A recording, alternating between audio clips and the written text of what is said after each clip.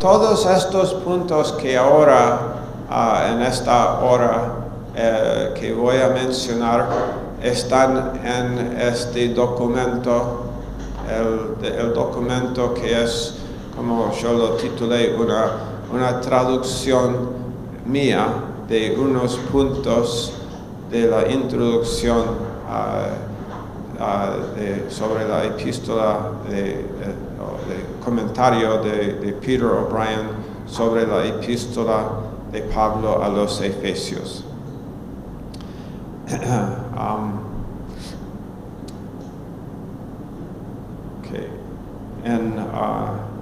Y vos, realmente, yo di, si vos lo lees en el PDF que mandé al grupo, o si lo lees y si necesitas, como digo, si alguien preferiría tener hojas de papel, simplemente pide a esa chica muy joven y guapa allá atrás de todos ahí. Karen. Bueno, no joven, pero guapa. Sí, bueno, es más joven que yo. Es más joven que yo. Siempre me acuerdo de eso también. Ok. Pero si pide, si vos queréis hojas de papel, pero lee esto. Yo no traduje esto porque no tuve otras cosas que hacer. Yo decidí en varios puntos de esa introducción al comentario de ese hombre, yo dije, wow, me encanta cómo se expresó varias cosas aquí. Entonces lo que yo traduje, aquí lo traduje porque es muy edificante. En la primera parte, él dice, en un mundo cada vez más postmoderno. El postmodernismo es lo de,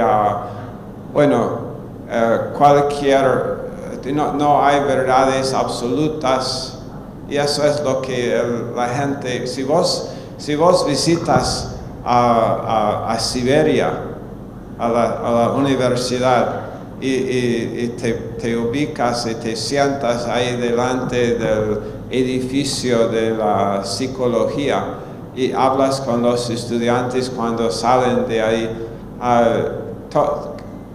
99.9% de ellos están seguros de que hay una sola verdad absoluta para ellos, y la verdad absoluta, están seguros porque una verdad absoluta es una verdad de la cual puedes estar seguro.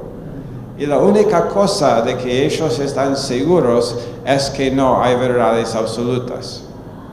Pero están absolutamente seguros de eso.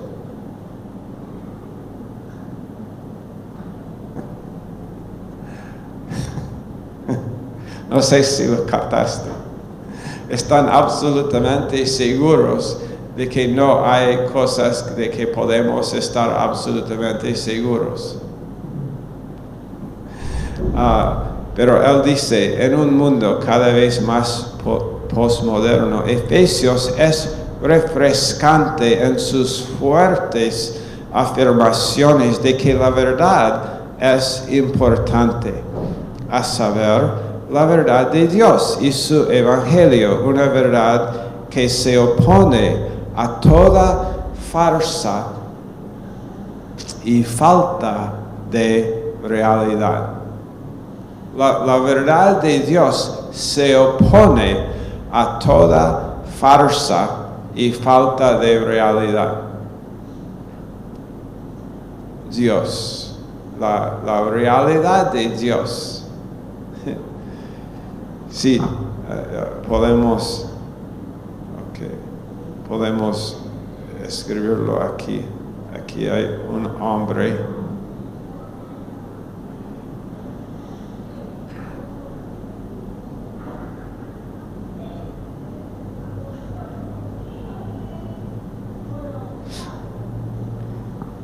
El hombre le gusta creer que no hay Dios, no existe Dios. ¿Por qué? Porque si existe Dios, si es posible, y por eso ni quieren admitir la posibilidad de que exista Dios. Porque si Dios existe, entonces hay dos posibilidades. El hombre, cuando no hay Dios, entonces él tiene como un sinfín de cosas que él puede hacer en cuanto a la dirección de su vida.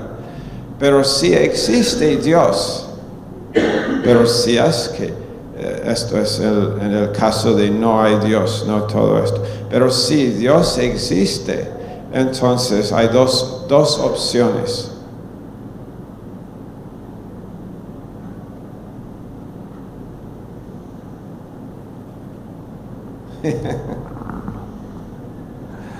Adórale o huir.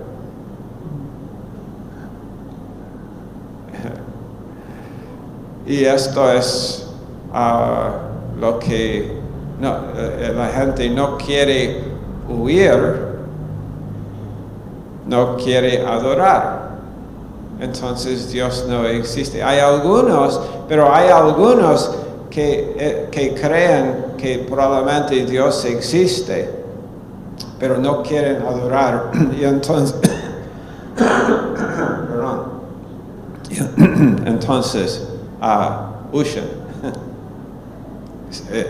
Buscan activamente evitarle y aún evitar pensar sobre Dios y pensar sobre la posibilidad de Dios, porque pero la verdad es que esta opción, adórale, es una excelente. Lo que nosotros hemos encontrado es adorarle.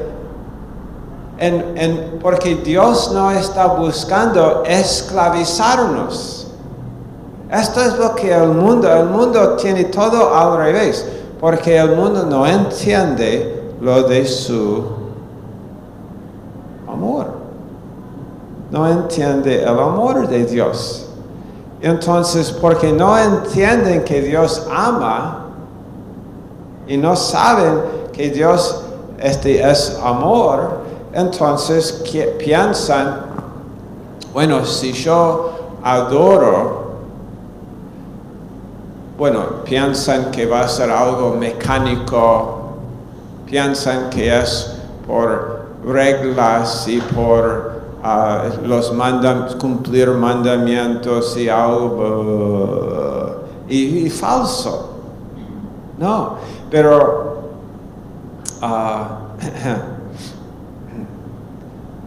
porque Dios, lo que encontramos, lo que hallamos nosotros, es que Dios no nos esclaviza,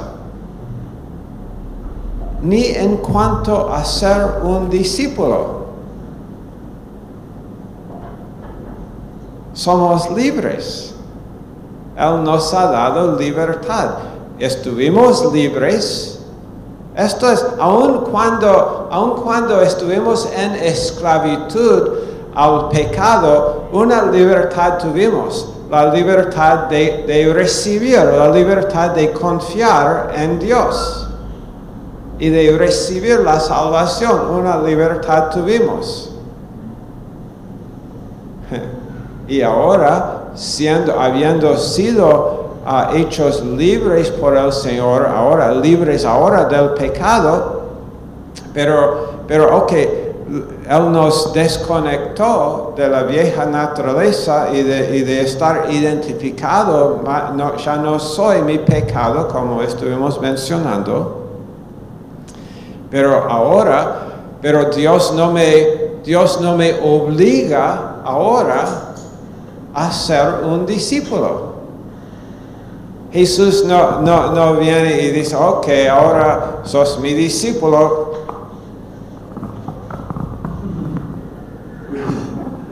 No lo hace. nos invita, él ruega con nosotros, pero Él dice, los amo con todo mi corazón, y sigue siendo su amor que motiva nuestra fe.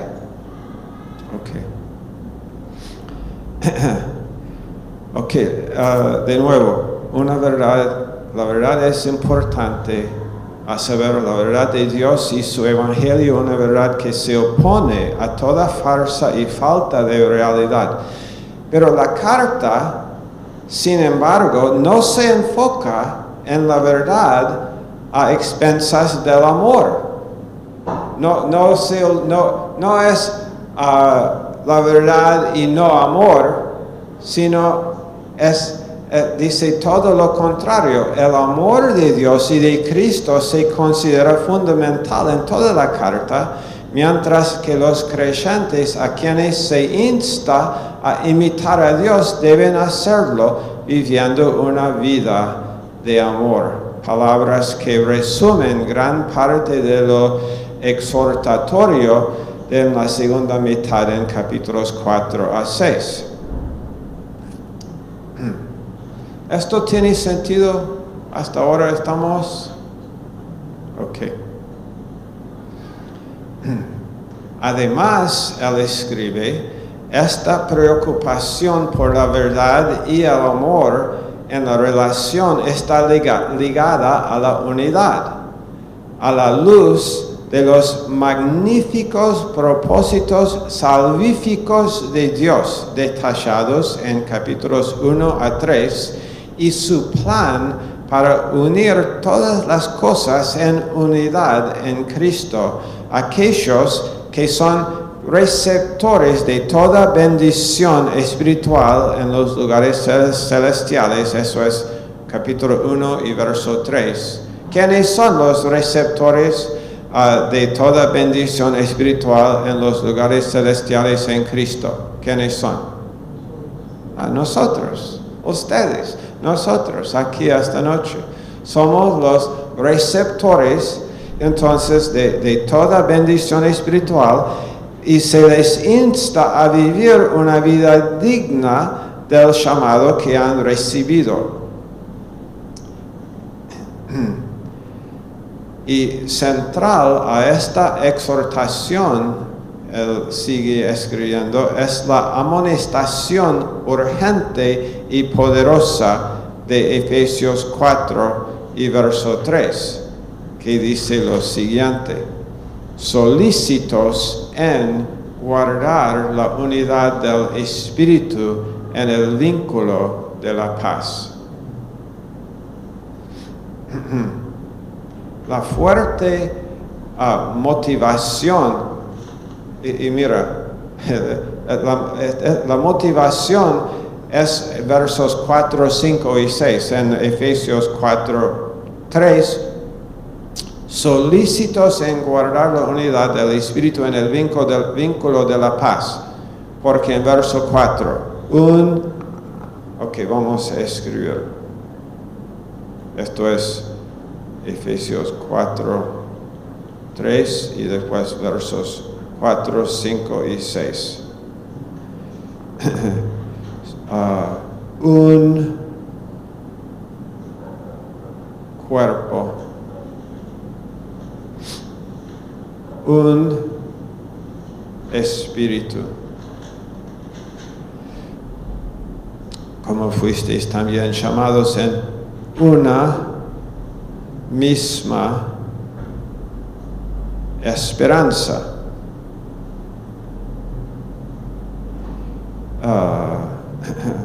De vuestra vocación, un Señor,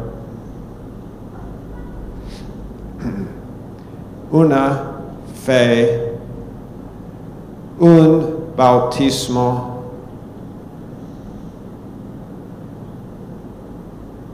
un Dios y Padre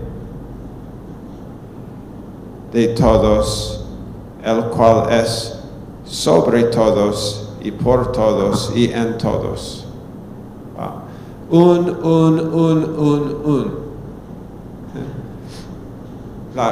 Entonces, guarda la unidad. Esta es otra cosa aquí en este punto. Dios no nos dice que tenemos que hacer la unidad. Los cristianos no fabrican la unidad. No lo inventamos. Dios lo inventó. Dios estableció esta unidad. ¿Cómo lo hizo?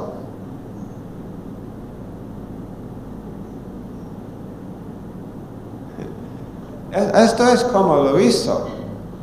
La cruz. El punto clave de toda la historia. De la historia de la eternidad pasada.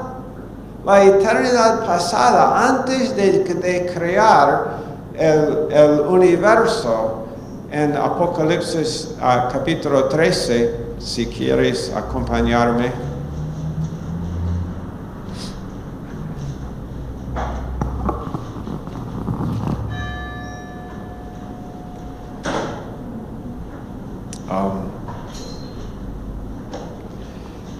Trece 8 de Apocalipsis, y la adoraron todos los moradores de la tierra cuyos nombres no estaban escritos en el libro de la vida del Cordero, que fue inmolado desde el principio del mundo.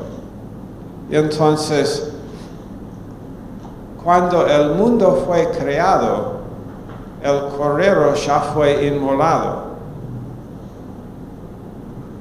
Ahora, en tiempo, no, todavía en ese tiempo, cuando Dios creó, en tiempo, en la secuencia de tiempo, no, pero Dios existe fuera de tiempo. Dios creó tiempo.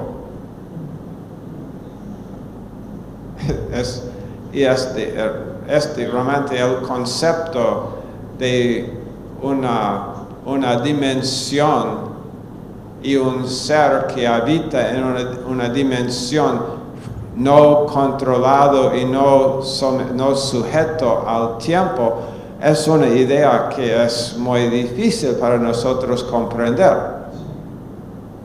porque todas nuestras vidas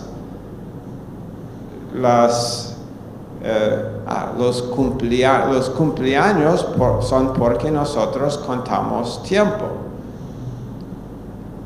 Cuando alguien te pregunta, ¿qué hiciste ayer? Ayer es un tiempo, pero ¿qué hiciste? Y cuando vos contestas esa pregunta, vas a contestar con alguna secuencia. Bueno, yo hice esto. ¿Y qué hiciste antes? ¿Qué hiciste después? Y luego, y antes, y después. Y entonces estamos siempre relacionándonos a tiempo. Y pensamos en Dios, y nuestro concepto de Dios también. Nuestro concepto de Dios está limitado a tiempo, porque no podemos, es muy difícil para nuestras mentes aún imaginar un ser que no está sometido y sujeto al tiempo.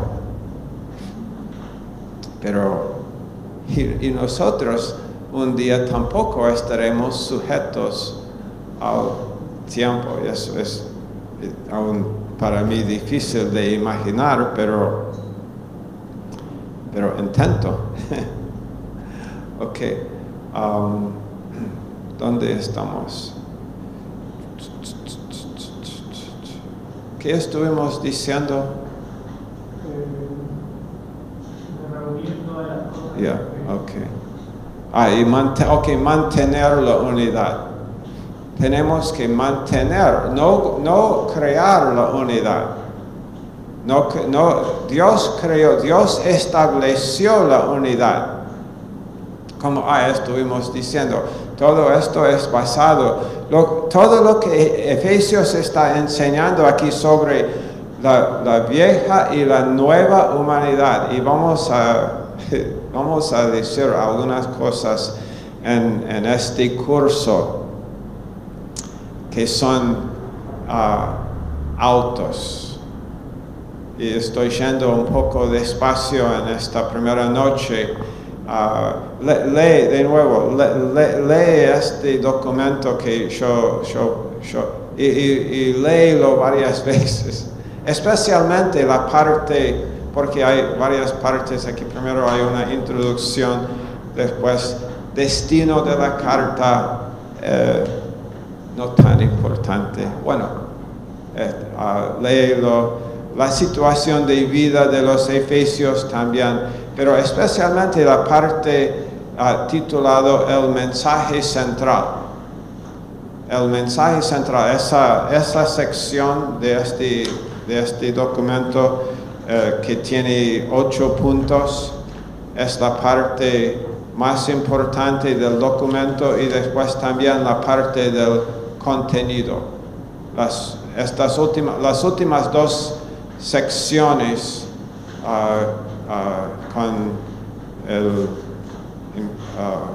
que están en negrito, titulados en negrito, estas 2 últimas secciones de este documento, lee, y porque va a ser muy importante para nuestras vidas. No tenemos que crear la unidad, sino guardar la unidad. Pero esto es un imperativo: guarda, solícitos, ansiosos, a propósito guardando la unidad. A propósito, no casualmente, no. Hay cosas que realmente en este libro que tenemos que realmente, estamos reposando, pero a la vez esto es en serio. Dios nos dice, Jesús dijo, yo no les voy a juzgar. Y el cristiano dice, qué bueno. No me vas a juzgar. Y después Jesús dice, pero mi palabra te juzgará. Y el cristiano, ¿cómo? ¿Dónde está mi Biblia? ¿Dónde está mi...? Ok, es excelente.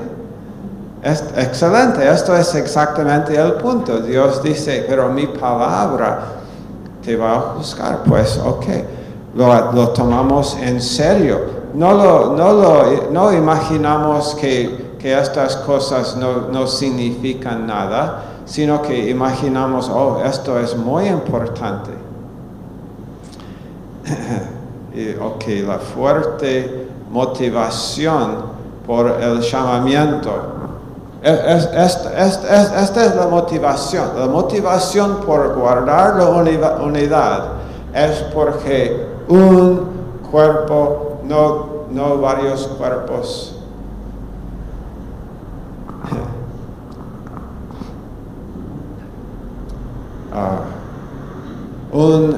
Un espíritu.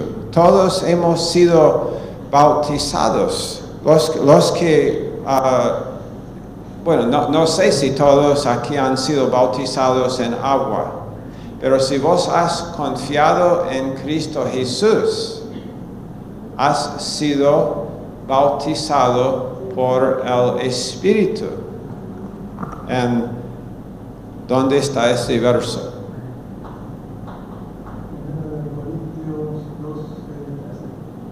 Exacto. 1 de Corintios capítulo 12 y verso 13. Lo leemos. Lo leemos. 1 de Corintios capítulo 12 y verso 13. porque por un solo espíritu fuimos todos bautizados en un cuerpo.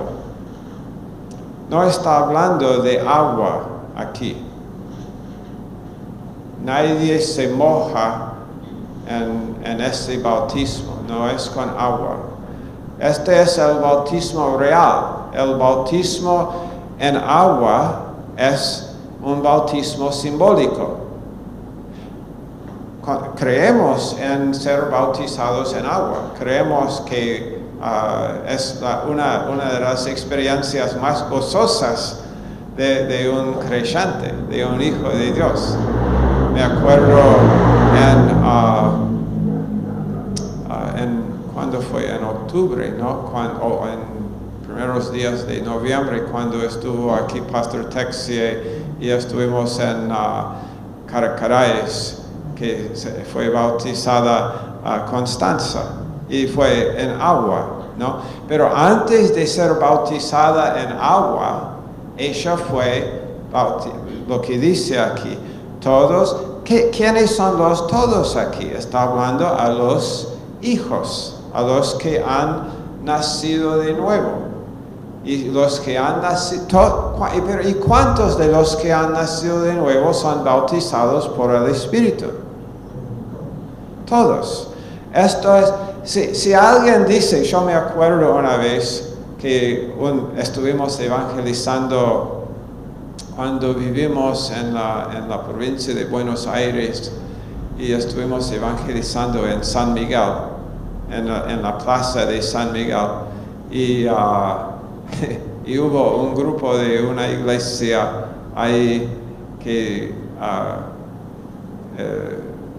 unos hombres, casi todos eran hombres que venían y evangelizaban, pero fueron y cantaban y todo. Y después uno de ellos habló conmigo y me estuvo diciendo, pero me dijo, pero ustedes están aquí hablando de Dios, pero me dijo, pero usted no tiene el Espíritu Santo. Y yo dije, no, yo no tengo el Espíritu Santo. Y él dijo, no, usted no tiene el Espíritu Santo. Y yo dije, ¿y por qué no tengo el Espíritu Santo? Y él dijo, porque usted nunca fue bautizado en el tanque de nuestra iglesia. Okay. Gracias. Él no estuvo guardado. No sé si es salvo o no salvo, no tengo idea. No hablé más con él. Mi madre me dijo cuando yo era niño, no discutes con los locos, ¿no?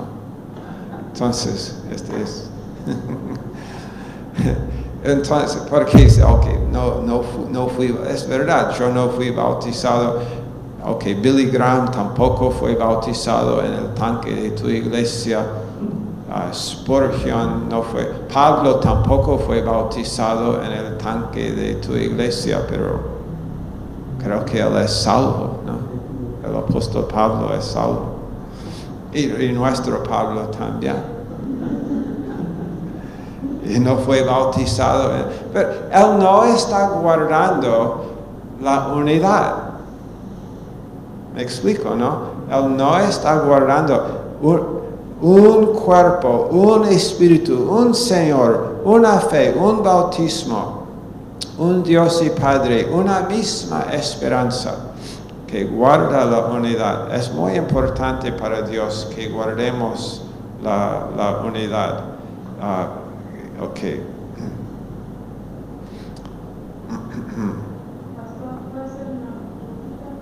¿Cómo?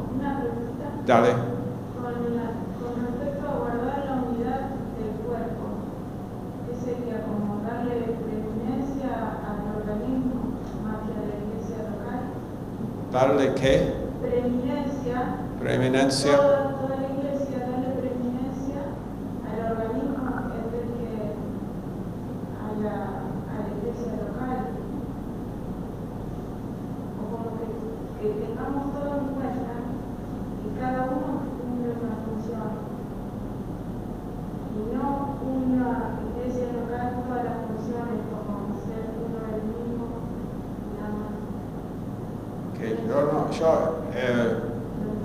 yo escucho la mitad de lo que estás diciendo, perdón.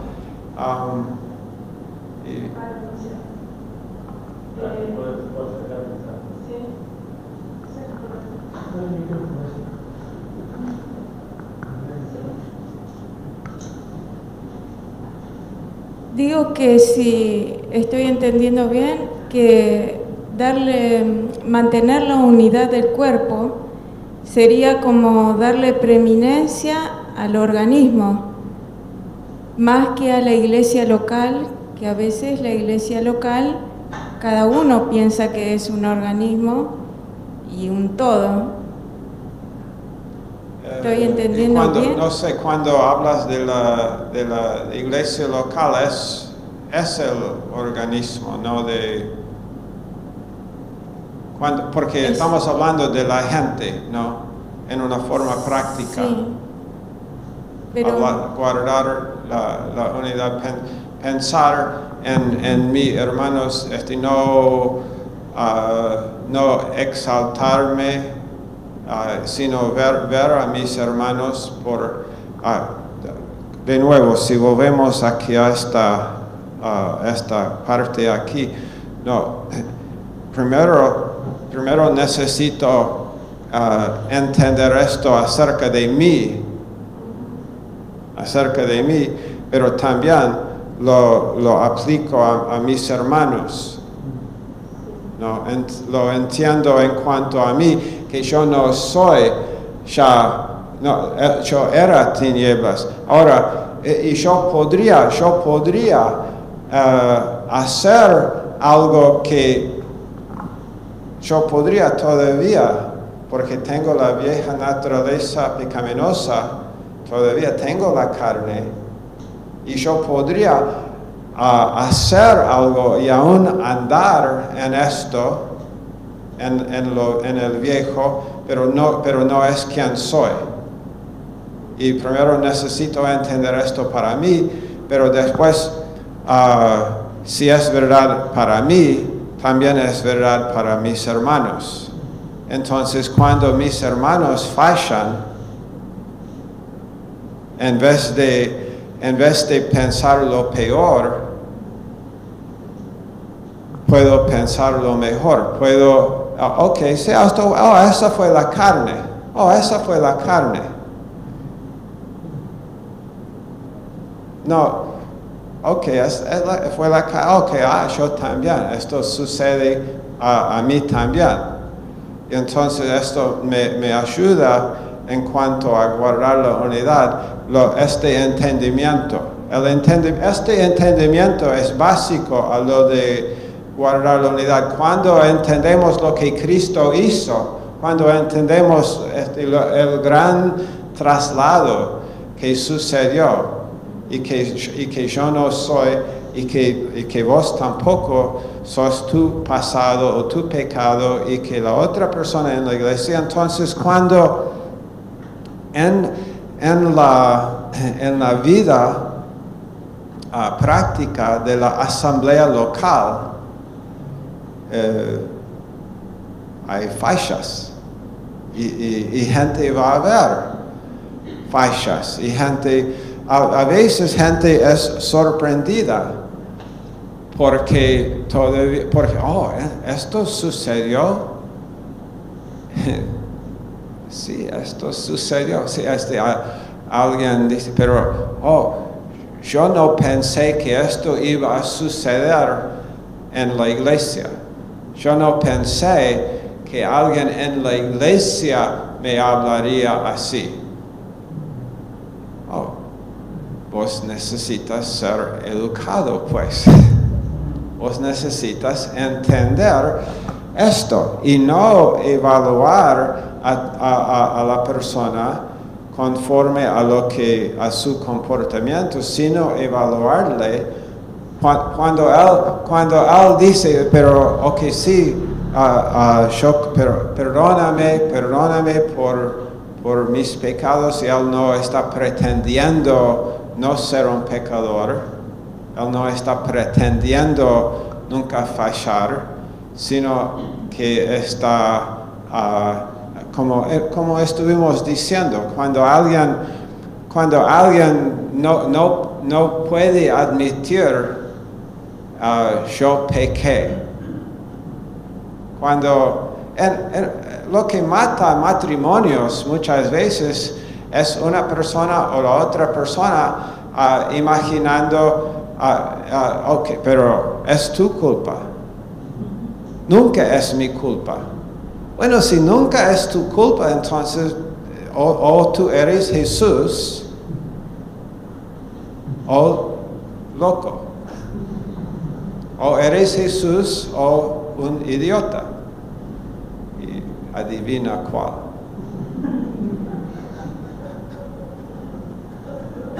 Y realmente esta es la gran enseñanza aquí en esto, ¿no? En lo de guardando la unidad, la base es entender esto y después aplicar esto no solamente a mí, sino también a mis hermanos. Y después cuando cuando alguien dice algo que no debía decir, y estoy de acuerdo, no debía haberlo dicho. Estoy de acuerdo, no debía haberlo hecho. Ok, pero lo dijo, lo hizo. ¿Y qué vamos a hacer? Bueno, entonces yo voy a buscar otra iglesia donde la gente, donde la gente no tiene pecado. Buena suerte, ¿no? En el cielo, ok, en la eternidad futura, cuando no tenemos una vieja naturaleza pecaminosa, ¿cómo hubiera sido ser uno de los hermanos de Jesús en la tierra, ¿no? Imagina la casa, ¿no? José y María, Jesús es el mayor y después otros hijos e hijas en la familia. Imagina ser uno de los hermanos de Jesús. Yo supongo que vos nunca pecas. ¿Correcto? No, pero no es que Jesús no vivía en autojusticia, ¿no? No vivía condenando a gente, obvio. Pero ¿cómo hubiera sido? Imagina. Yo me acuerdo, ¿no? Cuando era niño, como escuché, ¿no? Okay, porque no puede ser tan bueno como tu primo. ¿Cuántos de ustedes escucharon algo así? Porque no pudiste ser como tu primo, como tu hermano, o esto o el otro. y yo sabía cosas sobre mi primo que mis padres no sabían, porque no son los padres de mi primo, son mis padres. Y yo debo decir, nunca dije, no, esto fue bueno. Eso también sucede a veces en la iglesia. Escuché una vez que una mujer dijo a su esposo, ¿por qué no puede ser como Pastor Stan? Y yo dije, ok, número uno, tú, esa mujer, tú no vives conmigo y tú no sabes cómo es vivir conmigo. Gracias a Dios que tengo una esposa que ve más allá de mis fachas. Pero no compares gente con otra gente. No compares gente, mujeres no deben nunca comparar gente con el pastor, porque el pastor también es un pecador. Y además, piensa en esto en cuanto a tu esposo.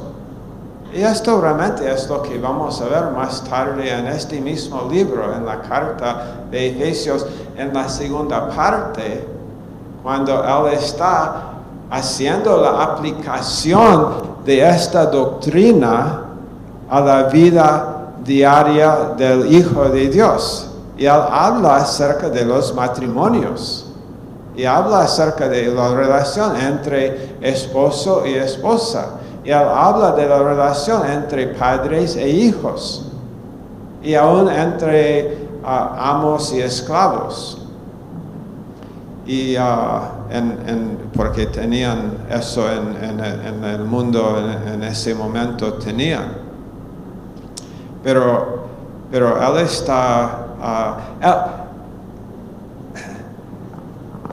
Esta enseñanza no es poner una curita en cuando la herida es profunda. Vos tenés cáncer, una curita. Sí, pero creo que algo más necesito. Sí, esto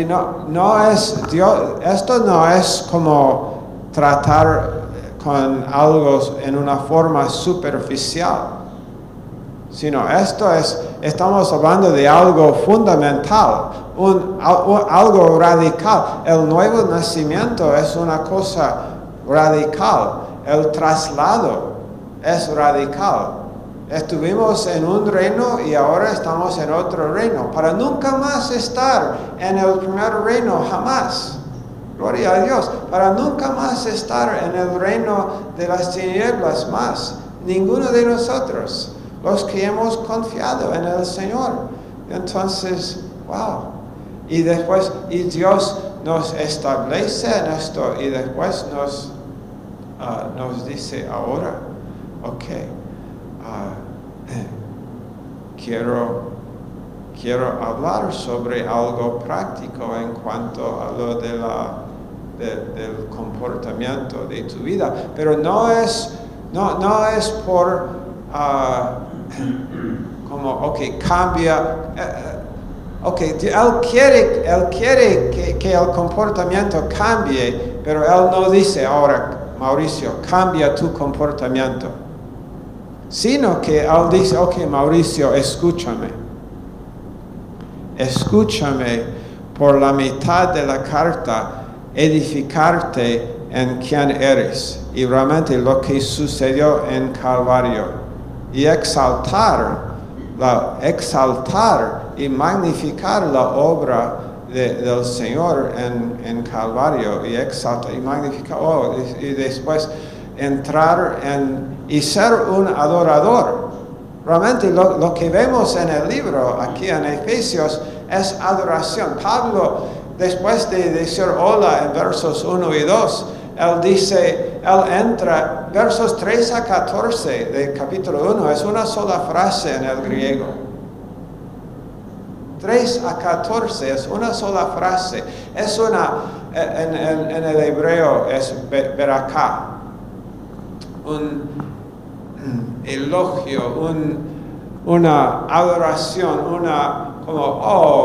Dios, tú eres fantástico, Dios te amo. Él está adorando, como la adoración brota de su corazón. Y esto es lo que, pero cuando la adoración está brotando de nuestros corazones, les digo, hermanos, cuando estás adorando a Dios, no estás pecando.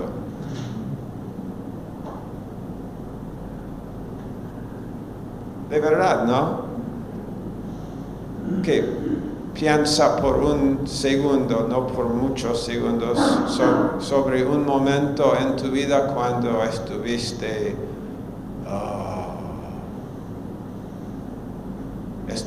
pero adorando y eso, no, nunca estoy adorando y pecando. Es imposible adorar a Dios y pecar. Pero pero ¿cuál es el problema? No estoy adorando a Dios. No estoy, y esto me ayuda a adorar cuando veo la grandeza y cuando veo el propósito. Y esto es lo que dice en capítulo 1, versos 9 y 10. Él dice, Dios tuvo este propósito, lo que sucedió en la cruz. Dios estuvo pensando en esto antes de crear un hombre y una mujer. Él estuvo pensando en lo que Él haría. Y de reunir y resumir todo en Cristo. Y después exaltamos al Señor. Y esto es lo que sucede en esta carta.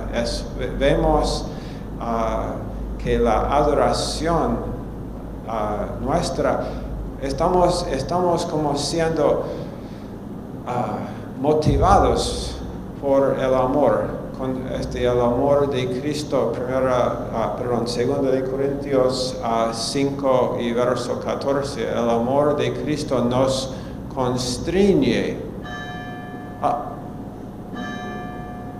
Ok, no sé si puedo terminar la frase. Ustedes me permiten terminar la frase. Ok, leemos este verso y terminamos. 2 de Corintios 5:14. Porque el amor de Cristo nos constriñe. Y después dice, pensando esto. No emocionando, pensando, porque alguien nos enseñó esto. El Espíritu nos enseña esto, que si uno murió por todos, luego todos murieron. Y por todos murió para que los que viven ya no vivan para sí. Esto es verso 15. Sino para aquel que murió y resucitó por ellos. Entonces, 2 de Corintios 5:14, ¿en qué lado de esto es 5:14? Aquí. 5:14 y después 5:15 es aquí. Esto es para mí y después es para los demás. Y entonces estoy pensando esto, que si todos murieron y por todos murió. La primera mitad de Efesios, realmente no tanto esto, sino Efesios 1, 2 y 3 es 2 de Corintios 5:14. Esto es lo que quise decir. 2 de Corintios 5:14 es Efesios 1, 2 y 3. 2 de Corintios 5:15 es Efesios 4, 5 y 6. 5:14 de 2 de Corintios es entender quién soy y quién eres tú. 5:15 es que ahora Él murió para que ahora los que viven, porque estuvimos muertos, pero ahora vivos. Y ahora el que vive ahora no vive para sí. Esto es un discípulo, pues. Él dice, ahora que esto, pero eres salvo, ahora siendo salvo, sé un discípulo. Sé motivado, sigue siendo motivado. El amor de Dios te motivó a confiar en primer lugar. Deja que este mismo amor que provocó y vamos entendiendo la totalidad de lo que sucedió aquí. Ok. Suficiente por esta noche. Ok, Señor, gracias te damos cada estudiante, cada cosa que hemos mencionado aquí, Señor. Bendice cada noche que tenemos este curso en el nombre del Señor Jesús. Amén.